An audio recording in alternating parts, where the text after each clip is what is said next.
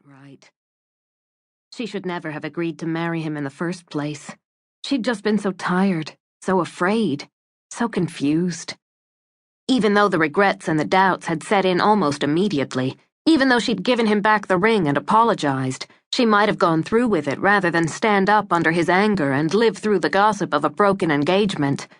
But she'd discovered he'd manipulated her, that he was responsible for her losing her job, for the threat of eviction from her apartment.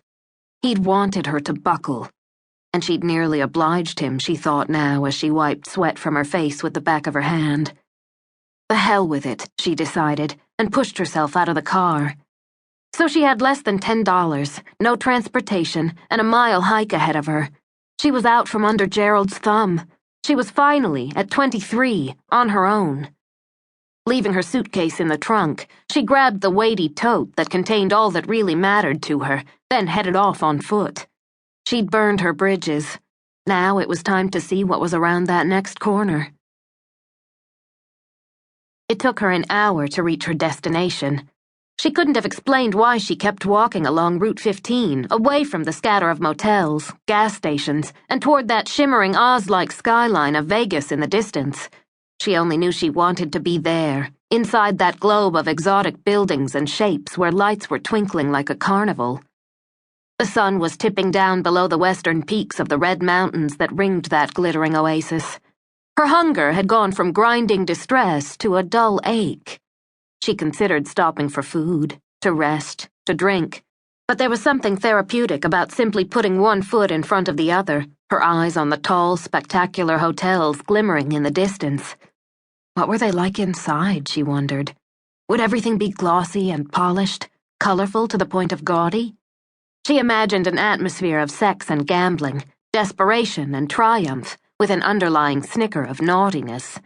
There would be men with hard eyes, women with wild laughs. She'd get a job in one of those opulent dens of indulgence and have a front row seat for every show. Oh, how she wanted to live and see and experience. She wanted the crowds and the noise, the hot blood and the cold nerves. Everything that was the opposite of what she'd had before. Most of all, she wanted to feel. Strong, ripping emotions, towering joys, vivid excitement. And she would write about it all, she determined, shifting the tote, which, filled with her notebooks and manuscript pages, weighed like stone. She would write, tucked in some little room, looking out at it all. Stumbling with exhaustion, she tripped on a curb, then righted herself. The streets were crowded. Everyone seemed to have somewhere to go. Even at dusk, the lights of the city winked and gleamed and beckoned.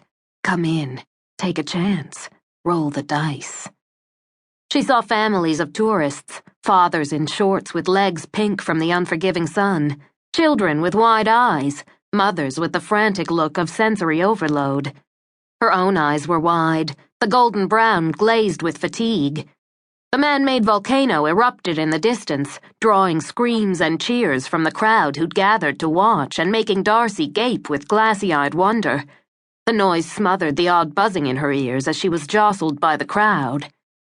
Dazed and dazzled, she wandered aimlessly, gawking at the huge Roman statues, blinking at the neon, passing by the spurting fountains that gushed with shifting colors. It was a wonderland, loud and gaudy and unapologetically adult, and she was as lost and as fascinated as Alice. She found herself standing in front of twin towers as white as the moon and joined together by a wide, curved bridge with hundreds of windows. Surrounding the building were seas of flowers, both wild and exotic, and pools of mirror-bright water fed by the rush of a terraced waterfall that tumbled from the topmost spear of a mountain. Guarding the entrance to the bridge was an enormous, 5 times larger than life, Indian war chief astride a gold stallion. His face and bare chest were gleaming copper.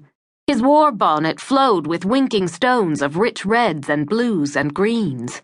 In his hand he carried a lance with a diamond-bright tip that winked fire.